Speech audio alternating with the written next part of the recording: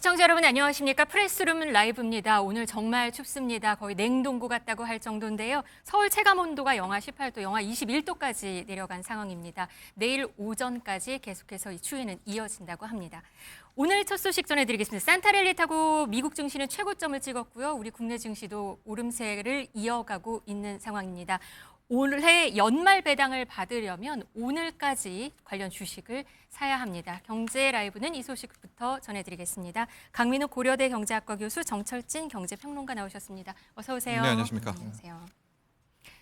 산타랠리 올해는 지금 맞는 것 같습니다. 지금 미국 증시도 사상 최고치고요. 우리 증시도 오늘 분위기가 좋습니다. 나쁘지 않은 것 같아요. 산타랠리라는 이제 기간을 어떻게 설정하냐가 여러 가지 의미가 있거든요. 네. 뭐 12월 전체를 산타랠리를 보기도 하는데요. 정확히는 12월 24일부터 연말까지 그 네. 일주일을 주가의 흐름을 산타랠리가 왔다 혹은 안 왔다 이렇게 평가를 하게 되는데요. 네. 미장 같은 경우에는 25일은 없고요. 24일 날 반장이 열렸었습니다. 그런데 사상 최고가로 일단 마감을 네. 한 그런 상태입니다. 이제 이런 훈풍이 우리까지 불고 있고 조금 이따 또 얘기하겠지만 우리는 가장 큰 걱정거리였던 원달러 환율이 일단 강력한 시장 개입으로 이제 상당 부분 좀 떨어진 네. 상태에서 지금까지도 오늘도 움직이고 있거든요. 네네. 이런 의미라면 이제 오늘부터 이제 시작한 24일부터 시작했던 산타랠리를 조심스럽지만 좀 기대해 볼 수 있지 않겠나 이런 기대감 커집니다. 배당주 뭐 이슈 덕분도 있다 이런 해석도 나오기는 해요. 맞는지 모르겠지만. 네. 근데 올해 연말 결산 배당을 받으려면 오늘까지 관련 주식을 사야 된다고요? 그렇죠. 이제 결산 법인들이 있지 않습니까? 네. 뭐 3월 결산 뭐 이런 건 은행 주겠고요. 12월 결산 법인 같은 경우들은 이제 명부를 확정을 하게 됩니다. 네. 이제 주주 명부. 그렇죠. 주주 명부. 네. 그 폐세일이 이제 올 말이기 때문에 이틀 전, 보통 주식은 이틀의 기간이 있지 않습니까? 네. 바로 오늘 해당 기업의 주식을 갖고 있어야만 그 명부에 오를 수가 있는 겁니다. 배당을 받을 수 있는. 네. 또 그 배당을 받기 싫은, 그 명부에 들기 싫은 뭐 50억 이상의 대주주는 또 오늘 팔겠죠. 자, 그렇기 좀 헷갈릴 때문에 수도 네. 있겠네요. 그런 물량에 있어서는. 오늘 대주주들은 꼭 있어야 되는 그런 부분인데 네. 올해 같은 경우에는 이제 배당 기대감이 커지기 때문에 여기에 대한 재료도 있을 것 같습니다. 주주 명부에만 이름을 배당은 바로 주는 건 아니죠? 네, 그렇습니다. 일단 나중에 주주 명부에 올려놔야 그 다음에 배당 결정을 또 주총에서 하고 얼마 액수 그 자격을 일단 오늘 획득하게 되는 겁니다. 올해는 유독 이 배당 규모가 클 것이다. 이런 예상이 있어서 배당주에 관심을 둬라. 이런 얘기가 있거든요. 그렇습니다. 맞나요? 뭐 이익 자체의 규모도 있지만 이제 밸류업도 그렇고 주주 환원도 그렇고 그 어느 때보다 오늘 올 한 해가 주주 환원이라든가 또 아니면 밸류업이라든가 이런 화두가 있지 않았었습니까? 네. 실제로 이 당국의 주주 환원 정책 때문에 배당 성향을 높이겠다라고 공언한 그런 기업들이 많이 있기 때문에 네. 그 배당 규모는 상당 부분 커질 것이다. 물론 마지막에 주총까지 가서 봐야 되겠지만요. 그런 이제 분위기가 확산되어 있기 때문에 배당주 투자에 대한 관심도 커지고 있다. 이렇게 보여지고 있습니다. 이 배당소득 분리과세 정책이 시행이 되면 그러니까 이 기준을 맞추기 위해서 이번에 배당을 확대할 것이다. 기업들의 움직임 그리고 전체적으로 주식시장에 미치는 영향 이런 게 있는 건가요? 예, 맞습니다. 그 이재명 정부가 국내 주식시장 활성화가 상당히 중요한 정책 중에 하나인데 네. 그거의 하나로 이제 배당소득 분리과세 정책을 시행을 하는데 결국 뭐냐면 배당금에 대한 소득을 다른 소득과 합치지 않고 세금을 따로 매기겠다는 거죠. 네. 이렇게 되면 배당에 대한 실질적인 이득이 올라가는 것도 맞는 것 같습니다. 이제 두 가지로 볼 수 있는데 기업 입장에서는 이제 배당 정책에 대해서 전략적으로 수정을 해야 되겠죠. 이제 과거에는 이제 배당을 올리면 그만큼 세금 때문에 투자자들의 매력적인 면이 줄어들었었는데 지금 뭐냐면 투자자들이 그 수입의 많은 것을 직접 받을 수가 있다. 그래서 기업들 입장에서는 투자자를 더 끌어들이기 위해서 배당을 올릴 가능성이 높을 것 같습니다. 네. 또한 투자자 입장에서도 배당이 높은 주식에 대해서 더 살 수 있는 가능성이 높아지기 때문에 이 투자자 기업 모두 전략적으로 많은 생각을 해야 될 때인 것 같습니다. 전략적으로 많은 생각을 해서 고민을 해서 관심을 가져볼 만하다. 예, 그렇습니다. 네, 예. 알겠습니다. 올해 우리 증시 참 많이 올랐습니다. 국내 주식 보호 상위 100인에 대한 조사도 있었는데요. 확인해 봤더니 1위가 이재용 삼성전자 회장 11조 원이나 지금 증가한 것으로 나옵니다. 평론가님, 그렇습니다. 네. 보니까 삼성전자, 삼성물산, 삼성생명 주가가 다 오르니까 이렇게 많이 올랐네요. 그렇죠. 이재용 회장 같은 경우가 작년에가 한 12조 정도였었거든요. 네. 근데 올해 11조 정도, 두 배가 두 배네요. 늘었습니다. 네. 23조가 늘었다. 코스피 자체가 2,500뭐에서 4,000을 갔으니까 어느 정도 예견된 그런 부분이고요. 이재용 회장의 이제 주식 중에서 가장 많고 규모가 큰 건 삼성물산에 대한 지분입니다. 네. 의외로 삼성전자를 갖고 있는 지분은 이제 적기도 하고요. 이 외에도 삼성그룹의 개별 주식들이 있거든요. 이걸 합산한 것이 가장 많아서 주식부 1위가 이제 이재용 회장으로 23조를 기록했다라고 볼 수가 있겠습니다. 네. 전반적으로 지금 주식 부호들이 작년 대비해서 다 늘어났죠. 그건 뭐 당연하다 이렇게 볼 수도 있겠습니다. 네, 그 모친인 홍라희 리우미술관 명예관장 보유한 그 삼성물산 주식도 전량을 증여받기로 했잖아요. 근데 이 그렇습니다. 기준일을 봤더니 1월 2일이더라고요, 네. 내년. 그럼 그때 되면 더 올라가겠네요. 그럼 여러 가지에서 뭐 차지를 해볼 수가 있겠지만 네. 뭐 그것 때문에 올라간다 내려간다 하기는 그렇긴 하겠지만은요. 이렇게 보면 여기 홍라희, 이부진, 이서연, 삼성가가 거의 상위권을 차지한 걸로 봐서 엄밀히 말하면 삼성그룹주들이 대형주고 이번엔 대형주가 이끌어갔기 때문에 또 이런 결과가 나올 수 있다 보여집니다. 30대 미만 상장사 주식 부호에 대한 조사도 있었습니다. 공개가 됐는데요. 30위 안에 좀 눈에 띄는 인물들도 좀 등장을 하더라고요. 예, BTS. 맞습니다. 네. 30세 이하 주식 부자 중에서 BTS 3명의 멤버 뷰, 지민, 정국이 주식 부자 28위에 나란히 올랐습니다. 네. 주식 가치가 214억에 해당이 된다고 하는데 그 하이브, 그 엔터테인먼트 글로벌 회사인 하이브의 주가 상승으로서 이들도 이제 엄청난 부자가 됐죠. 네. 이것이 이제 새로운 문화인데 연예인들한테 주식을 나누어주는 문화가 새롭게 정착이 된 것 같습니다. 네. 일단 기업 입장에서는 자기랑 이제 평생 같이 하고 싶은 연예인한테 주식을 나눠주는 것이고요. 이것이 어느 정도 이면 계약이 되었다고 이제 예상은 합니다. 이제 기업 입장에서는 이제 계약을 통해서 계속 우리 회사랑 같이 하자. 대신 이제 주식을 주겠다. 아. 연예인 입장에서는 재산이 늘 수가 있고 또한 엔터테인먼트 회사에서는 계속 훌륭한 연예인들을 보유할 수 있는 윈윈 전략인 것 같습니다. 이런 게 과거에는 없었던 건가요? 예, 과거에는 연예인이 이렇게 연예인 회사 자체가 회사 규모도 크지 않고 그때 당시에는 이제 글로벌 회사 개념이 아니었습니다. 그렇기 때문에 산업 자체가 크지 않았기 때문에 과거에는 이런 일이 없었지만은 지금은 산업 규모 면에서는 결국 연예인 잘 나가는 연예인 한 명이 자동차 좋은 브랜드 하나의 가치가 돼버린 그런 네, 시대거든요. 네. 그래서 새롭게 생겨난 문화라고 볼 수 있습니다. 오늘 환율 얘기 한번 넘어가도록 하겠습니다. 오늘 원달러 환율이 1,450원까지 지금 내려간 상황입니다. 지난 엊그제였죠. 엊그제 외환당국이 환율 안정을 위한 구두 개입이 있었고요. 그 대책도 마련을 했는데요. 그리고 나서 지금 환율은 좀 안정세로 보이고 있습니다. 그런데 이 대책 중 하나인 서학개미가 해외 주식을 팔고 국내 주식을 살 경우에 양도소득세를 면제해 준다는 내용이 있었는데요. 이걸 어떻게 하면 되는지 좀 알아보도록 하겠습니다. 증권사들이 내년 1월부터 이 관련 계좌를 만든다고 해요. 이름이 RIA 계좌인데요. 이걸 출시를 하게 되면 일단 갖고 있는 해외 주식을 여기로 옮기는 것부터 시작이 되는 거죠. 그렇습니다.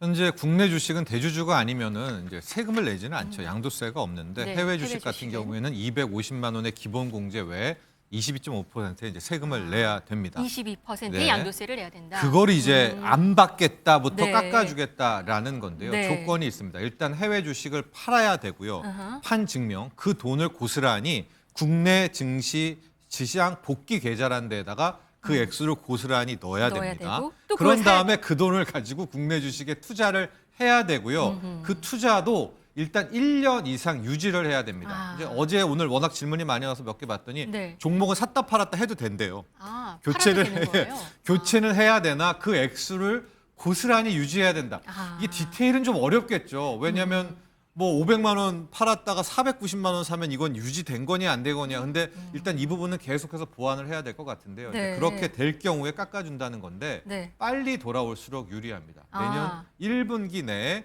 팔고 그 돈을 고스란히 우리 국내 주식 계좌에 넣고 이걸 가지고 투자를 하게 될 경우에는 다 깎아주고요. 그다음에 3분기가 넘게 되면 절반, 11%만 깎아주고 이렇게 생각하시면 될 것 같은데 문제는 네. 이게 먼저 깎아주거든요. 그러니까 이분이 깎은 걸 받고 그냥 고스란히 넣었다가 1년을 유지를 안 할 수가 있는 거 아니겠습니까? 그러면요? 그럼 나중에 추징을 한다라고 이제 이야기는 하고 있는데 음. 글쎄요. 이거 찾아내기도 좀 번거롭기도 하고 더욱 중요한 것은 이게 결국은 세법을 건드려야 되잖아요. 양도세를 뭐 받는다 안 받는다 깎아준다. 국회를 또 한번 가야 되는 또 그런 관문도 남아 있습니다. 근데 뭐 수익이 많이 난 종목이 있으면 그것부터 좀 옮기는 게 유리하다. 이런 팁은 좀 나오는 것 같아요. 반면에 그러나, 반대 꼼수 얘기도 그 있네요. 반대로도 생각할 수가 있겠죠. 왜냐하면 수익을 많이 올린 뭐 지금 엔비디아라든가 테슬라의 200%, 300%를 가진 이제 투자자분들도 계시는데 그분들이 과연 이 세금 때문에 팔까? 즉 팔고 국내장에 와서 1년을 있어야 되잖아요. 그러니까 그 세금과 국내장에 와서 만에 하나 1년을 유지했는데 손실을 볼 수가 있는 거 아니겠습니까? 그럼 차라리 세금을 내더라도 미장에서 있는 소위 M7에 더 있는 게 나을까? 그러니까 여러 가지의 생각을 아마 서학개미 부분들이 지금부터 하게 될 것인데요. 뭐 계속 말씀드리지만은 빨리 와야 빨리 결단을 해야 거기에 대한 세금을 가장 많이 또 비과세를 받을 수 있다라는 점을 기억을 해야 될 것 같습니다. 뭐 아직 세세한 내용들이 자세히 정해진 거는 아니지만 좀 미리미리 고민을 좀 해볼 만하기는 할 것 같아요. 이번 정부 정책에 대해서요. 예, 미리 고민을 해야 하고 이제 서학개미들도 정확한 정보를 모르기 때문에 네. 아직 고민이 많을 것 같습니다. 하지만 제가 보는 것은 이것이 과연 환율에 효과가 있을까 이것도 의문인 것 같습니다. 실제적으로 이것이 단기성 제도 아닙니까? 5천만 원이라는 일회성 제도이기 때문에 이것이 장기적인 효과가 없고 제가 볼 때 이제 공무원 문화에서 이제 높으신 분들이 이 환율이 오르니까 이거 뭔가 하나 대책을 하나씩 만들어 오라. 그 중에 하나인 것 같은데 이것이 뭐냐면 환율이라는 것이 결국은 장기적 관점에서 무엇이냐면 국가 경쟁력이 높았을 때 환율 문제가 진정이 되는 것인데 너무 단기적 문제에 이제 공무원들이 신경을 쓰는 것이 아닐까 약간은 씁쓸한 생각이 들기도 합니다. 정부 당국도 잘 파악을 해서 앞으로 나올 구체적인 세심한 그런 다음 후속 대책이 있어야 할 것 같습니다.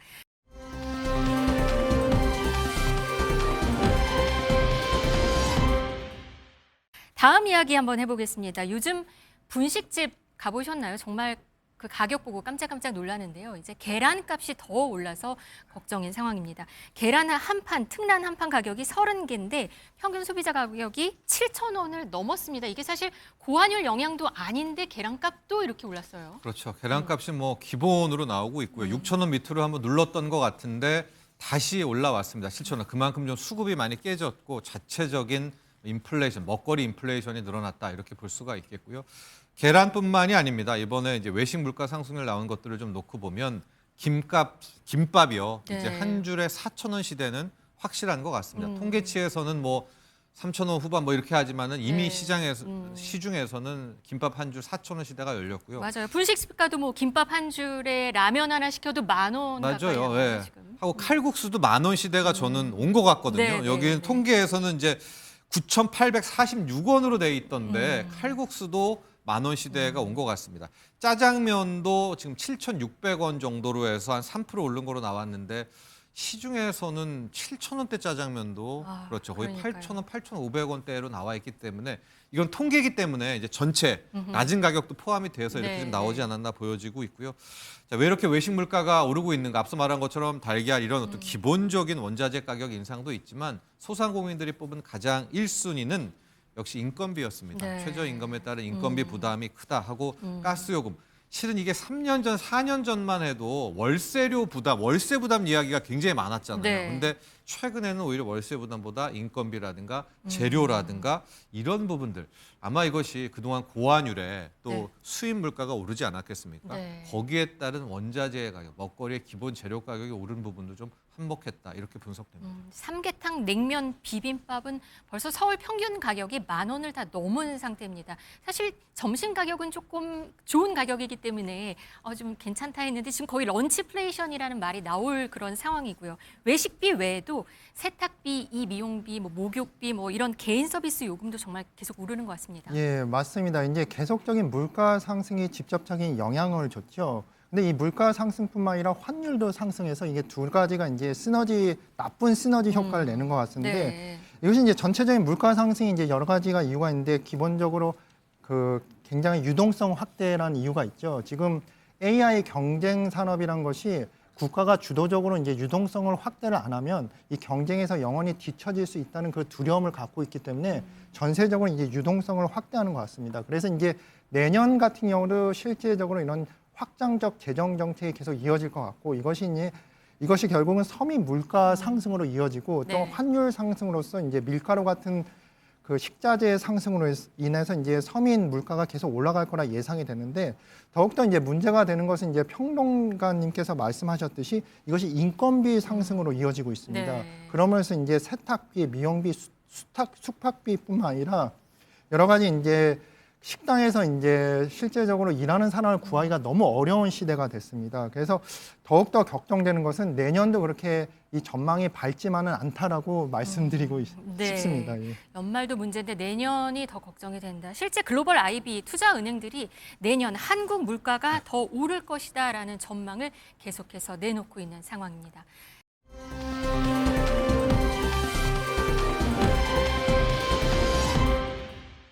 이번엔 쿠팡 이야기 한번 해보겠습니다.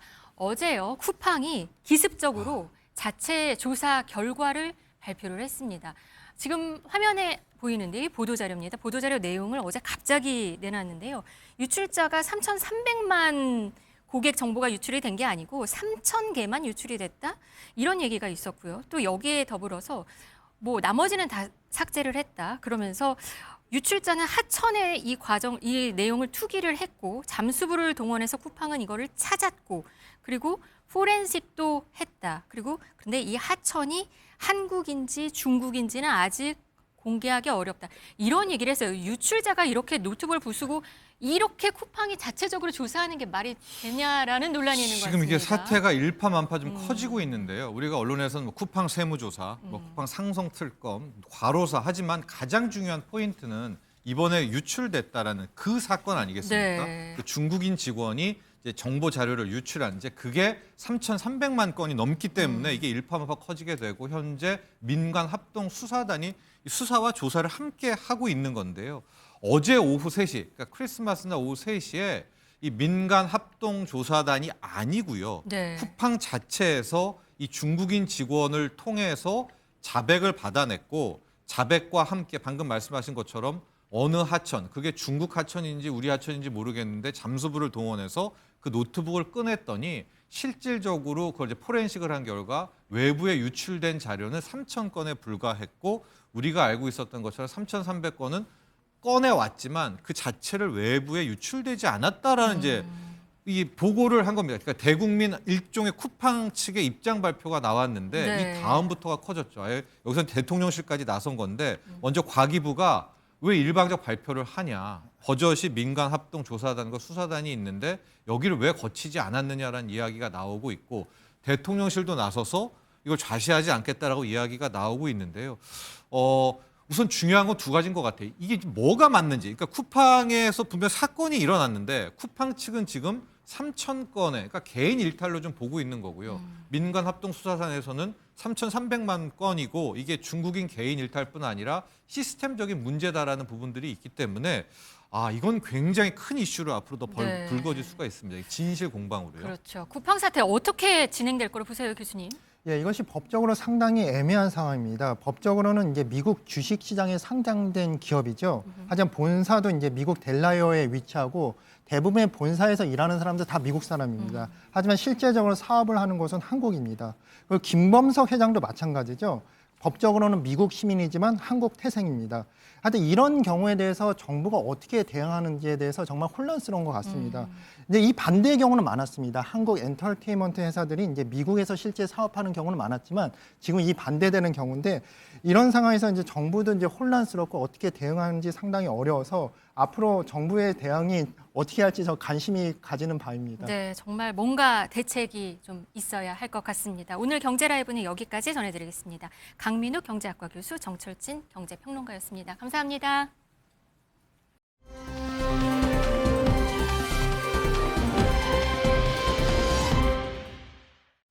뉴스라이브입니다. 산타가 언제 이렇게 와서 집집마다 선물을 놔뒀을까? 산타의 행적을 추적하는 북미항공우주방위사령부 노라드는 루돌프 썰매에 탄 산타가 크리스마스 이브 밤에 제주 서귀포 남쪽 상공으로 진입해서 4분 만에 서울에 도착을 했다고 밝혔습니다.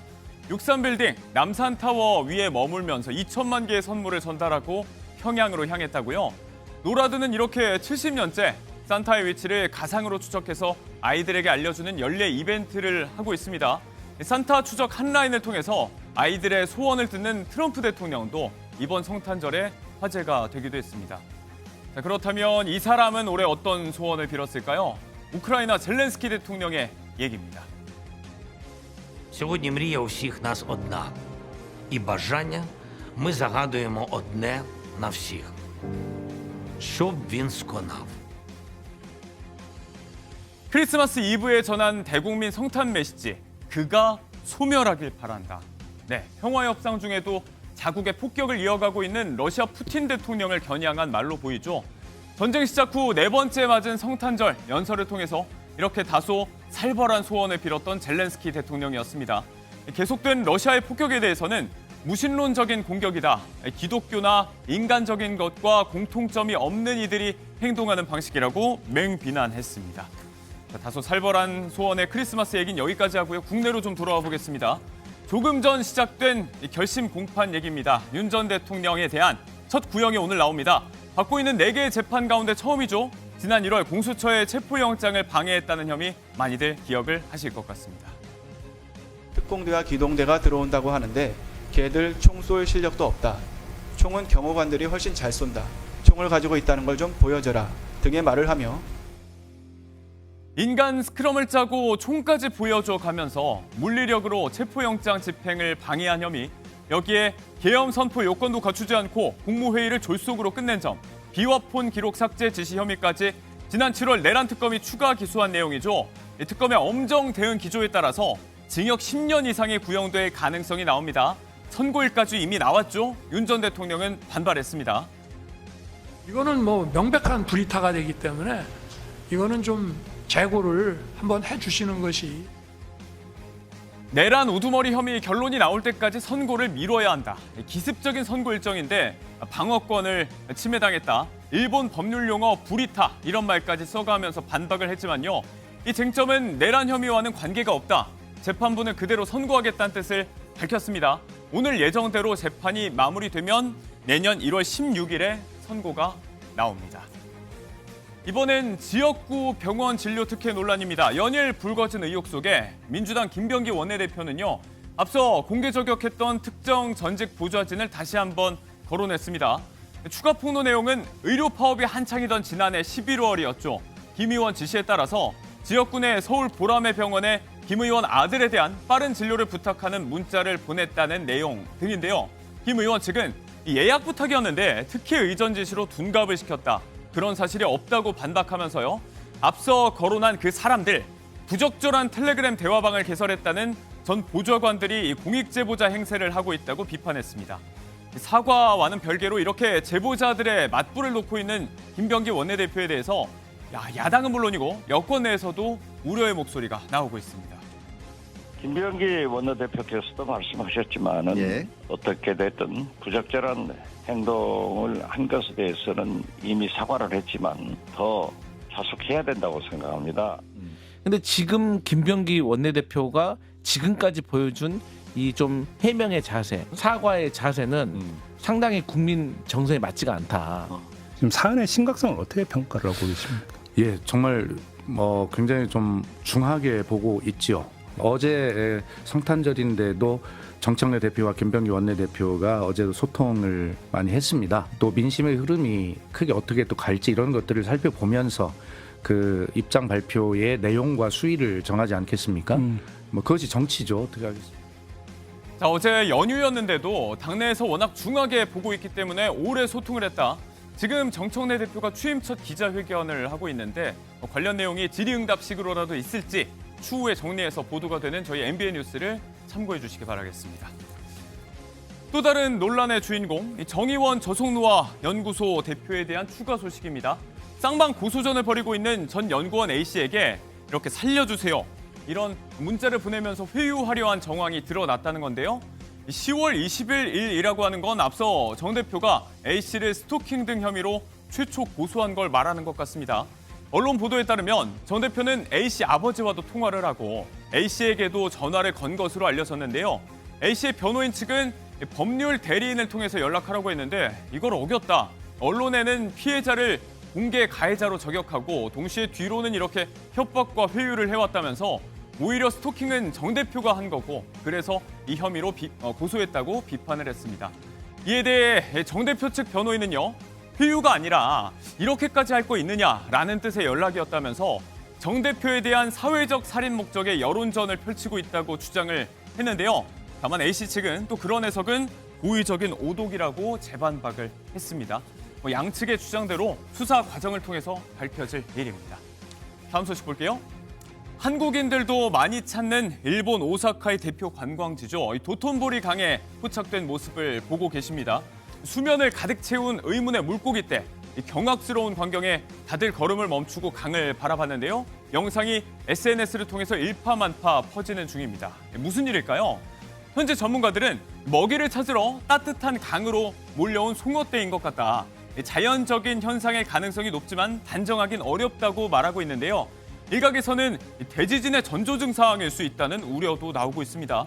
실제로 1995년 한신 대지진 때 이런 일이 있었다는 한 누리꾼의 댓글이 눈길을 끌었는데요. 최근 잇따라 강진이 발생한 일본이라서 허투루 들리질 않죠. 대지진의 공포 속에 화제가 된 물고기떼 이야기까지 전해드렸습니다.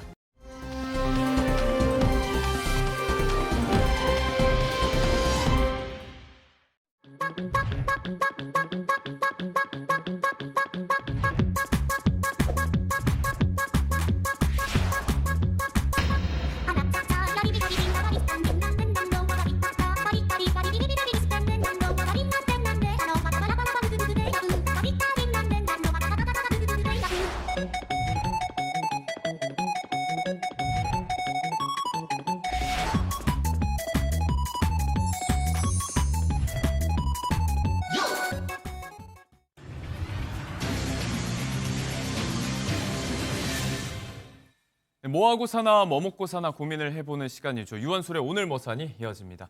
자, 오늘은 이 고물가 시대의 일종의 생존 전략이 된 부업 이야기를 좀 해보겠습니다. 관련해서 차영주 와이즈 경제연구소장님 그리고 일타 수강생 박진아 아나운서 두 사람과 함께합니다. 어서 오세요. 안녕하십니까? 지난 방송에서 저희가 한 차례 다뤘던 주제와도 연관이 있는데 이 엔잡러 부업 전성시대 일단 뭐 통계 이런 걸 봐도요. 뭐 30대 직장인들을 시작으로 해서 뭐 전 연령대 다양한 연령대에서 이런 추세가 좀 골고루 나타나고 있는 것 같습니다. 일단 뭐 물가가 많이 오른 여파라고 봐야 할 것 같아요. 예, 그렇습니다. 전반적으로 우리 소득이 좀 줄어들다 보니까 이제 이런 현상이 나타났다라고 말씀드릴 수 있겠습니다. 이제 올해 이제 3분기 같은 경우 정년을 앞둔 이제 50대 소득 근로자들의 근로소득이 이제 감소한 이런 것들이 좀 나타나고 있는 상태다라고 말씀드릴 수 있겠는데 그러다 보니까 전체 이제 부업 인구가 늘었다라고 볼 수 있겠습니다. 국가 데이터 센터에 따르면 지난 10월 전체 부업자는 65만 4천 명으로 5년 연속 부업자 수가 증가를 하고 있다라고 말씀드릴 수 있겠는데 이 65만 명 중에 직장인 부업자가 한 40만 명 정도 됩니다. 직장인들 같은 경우 이제 휴식을 반납하고 일터로 향하고 있는데요. 누가 가장 많이 하고 있느냐라고 살펴봤더니 30대와 50대 가장들이 가장 많은 것으로 현재 알려지고 있습니다. 30대 부업자 수는 월 평균 7만 명에서 7만 7천 명으로 10% 증가했고요. 50대 부업자도 역시 8.7% 큰 폭으로 현재 늘어나고 있다라고 말씀드릴 수가 있겠습니다. 이제 뭐 부업이라고 이야기하면 과거에는 집에서 인형 눈 붙이던 이런 전형적인 형태를 많이 떠올리실 것 같은데 요즘은 양상이 많이 달라진 것 같습니다. 일단은 뭐 키보드, 노트북 쥐고 있는 분들이 가장 많죠. 예, 그렇습니다. 우리가 이제 부업이다라고 한다라면 뭐 우리가 영화 기생충에서도 보여주듯이 이제 박스 접기 그 이제 음식물, 박스 접기 이제 이런 것들이었는데 거기에 이제 전체적으로 봤을 때 인형 눈 붙이기 뭐 이런 것들이었었죠. 근데 이런 것들도 숙련된 솜씨가 필요합니다. 손기술이 좀 필요한 부분들이 있는 부분들이 있는데 아무나 뭐 그냥 무턱대고 할 수 있는 것도 아니다라는 부분들이 의외로 그렇게 볼 수 있고요. 하지만 요즘은 말씀하셨던 것처럼 이제 디지털 부업이 뜨고 있다라고 말씀드릴 수가 있겠습니다. 그 중에서 가장 높은 것이 이제 유튜브와 관련된 것들인데요. 유튜브 같은 경우는 시간, 장소 제약 없이 편집 기술만 있으면 누구든지 가능하니까 유튜버로 활동하시는 분들이 있는데요. 최근 5년 동안 1억 이상 소득을 올리는 고소득 유튜버가 15배 급증을 한 부분들이 있는데요. 이 부분은 모수가 워낙 작으니까 좀 커 보이는 부분들도 있긴 해요. 하지만 많은 분들이 유튜버로서의 활동 이런 부분들도 주목해야 되는 사회적 현상이 아니겠나 이렇게 설명드릴 수가 있겠습니다. 실제로 이렇게 많이 소득을 올리는 유튜버의 경우가 뭐 이제 모수가 작다고 말씀하셨으니까 늘어나도 이제 극소수라는 건데 워낙에 요즘 많이들 하지만 이렇게 벌이로 이어지기도 쉽지 않고 이 노동 강도 측면에서도 보통 일이 아니다. 사실 뭐 실제로 유튜브를 또 운영하면서 편집에 고심하고 있는 우리 박진아 아나운서가 이 대목에서 할 얘기가 많을 것 약간 같아요. 멈춰 있긴 한데 네. 어렵긴 어렵더라고요. 어려워요. 근데 이게 시작만큼은 쉽습니다. 사람들이 많이 이 유튜브 영상 콘텐츠라든지 편집하는 거에 있어서 시작을 하기에는 어렵지 않기 때문에 많이들 부업으로 생각을 하고 있는 것 같은데요. 진입 장벽은 좀 낮은 편인데. 하지만 모든 일은 쉽지만은 않죠. 네. 그래서 이게 시간을 들인 만큼 결과물이 나오기도 합니다. 예를 들어서 가수 강민경 씨, 배우 겸 가수 강민경 씨 같은 경우에는 엄청난 구독자 수를 갖고 있는데 예. 자신이 이 편집하느라 주말을 꼬박 세운 적도 어허. 있고 네. 나날이 기술은 늘어가긴 하지만 진짜 눈 시력이 현저히 나빠지는 걸 체감하고 있다 이런 말을 하기도 했고요. 예. 또 배우 수지 씨 같은 경우에도 자신의 브이로그를 처음에는 스스로 편집을 해봤다고 합니다. 네. 그런데 정말 많은 시간이 걸렸고 편집하는데 2달이 걸릴 아이고. 정도였다고 하더라고요. 그러니까 시간도 많이 들여야 되고 또 자신만의 기술을 계속 익혀서 집어넣어야 되는 것 같습니다. 네. 하지만 현재 요즘 시대의 부업으로 떠오르는 게 바로 이 유튜브 시장이 아닐까 싶습니다. 네. 다만 이제 노동 강도 측면, 기술적인 측면에서도 쉽게 보고 그냥 단순하게 접근할 일은 아니다라는 이야기. 또 가장 전통적인 형태의 부업도 여전히 존재하는 것들이 있는데 일례로 이야기해 볼 게 배달 일입니다. 다만 요즘은 뭐 오토바이, 차량 등에 타서 배달하는 일 말고도요. 예. 이렇게 도보 형태로 할 수 있는 뚜벅이 배달이 있는데 이런 것들은 주로 시니어층에서 많이들 좀 하고 계신 것 같아요. 그렇습니다. 우리가 이제 배달이라고 하면 전통적으로 이제 오토바이를 생각을 하고 그다음에 이제 자전거라든지 킥보드를 이용한 예. 배달도 이제 있을 수 있습니다. 하지만 시니어층을 대상으로 해서 전체적으로 이제 걸어서 배송하는 이런 분들이 좀 많이 있다라고 말씀드릴 수 있겠습니다. 네. 앞서 유튜브도 진입 장벽이 낮다라고 그랬는데 이건 뭐 진입 장벽이 없죠. 그렇죠. 그런 상태고 자격증이나 경력이 필요하지 않다 보니까 이런 쪽에 이제 관심을 보이시는 분들이 많습니다. 예. 이런 경우에는 이제 배달 서비스 중개 플랫폼에서 주문콜을 잡은 다음에 도보로 이용해서 고객에게 상품을 전달하는데요. 예. 여기서 이제 수수료는 대략 한 3,000원에서 4,000원 선 예. 이 정도를 이제 받는다라고 합니다. 하루 3시간 정도 도보로 배달을 하고 그러면 한 건 정도의 배달을 한다라고 했을 때 한 네. 달이면 한 30만 원 정도 거리가 가능하니까 네. 이런 부분들이 있는데요.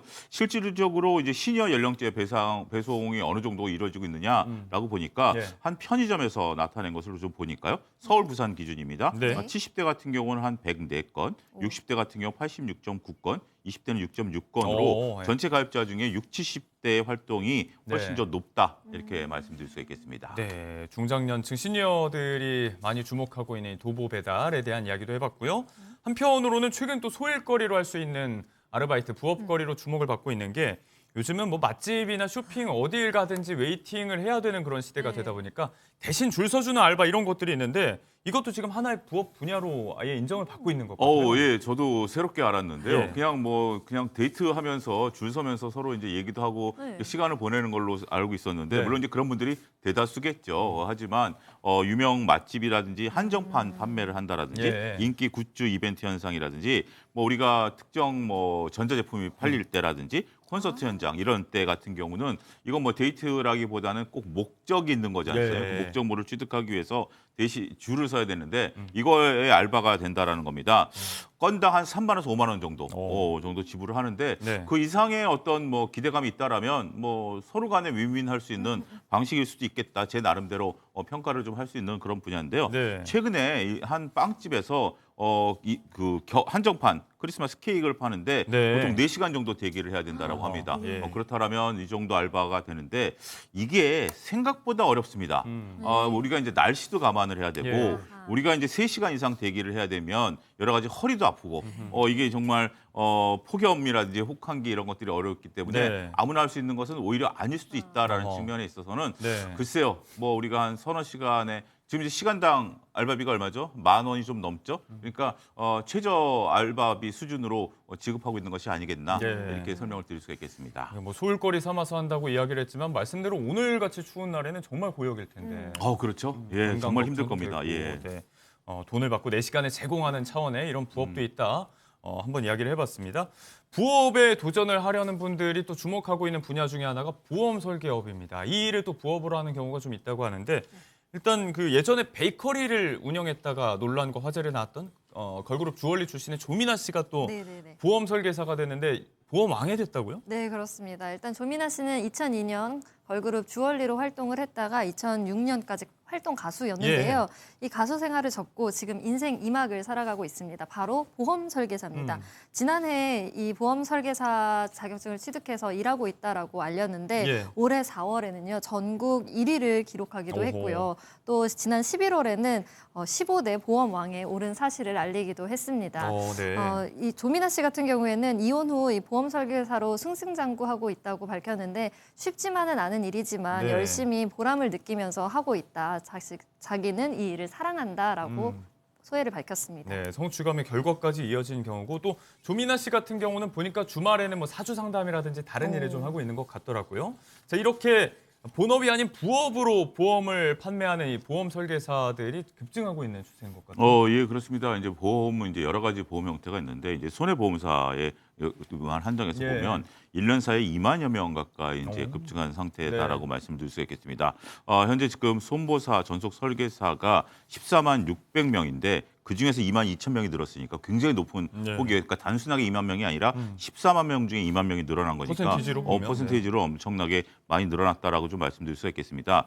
그 중에서 우리가 엔잡러 이제 설계사, 아까 이제 조민아 씨 같은 경우 어떻게 보면 전업으로 이제 뛰는 부분들도 일부 있을 수 있긴 하겠습니다만 엔잡러 설계사 같은 경우 한 18,000여 명분이 18,000여 명이 여기에 이제 활동하고 있는 것으로 현재 지금 알려지고 있습니다.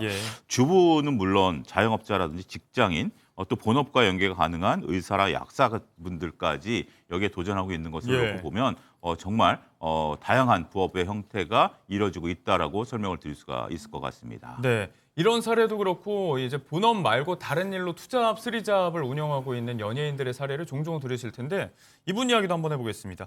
이분 같은 경우는 이제는 이게 본업이라고 봐야 될 것 같아요. 전직 야구 선수 출신인 양준혁 씨가 방어 양식으로 대박이 났죠, 진짜.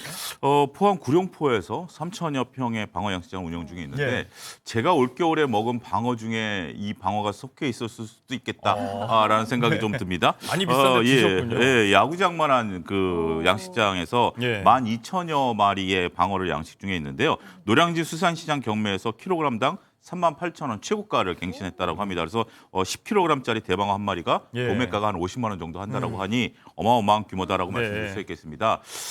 이 방어들이 하루에 200만 원어치의 사료를 먹어 제낀다는 합니다. 그러니까 이렇게 토실토실할 수밖에 없었다라고 좀 말씀드릴 수가 있겠는데요. 이 양식장을 운영하면서 연매출 한 30억을 달성을 했는데 양준혁 씨는 이러한 양식장뿐만이 아니라 횟집, 낚시터, 카페까지 4개의 사업체를 운영 중이다라고 말씀드릴 수가 있겠는데 벌써 20년 차례입니다. 어마어마한 분들인데 지금 이제 뭐 해외까지 뭐 싱가포르에서도 콜이 들어오고 있기 때문에 수출하려고 하는 노력들 그리고 구룡포에 양준혁 관광단지를 저도 구룡포 몇 번 가봤는데요.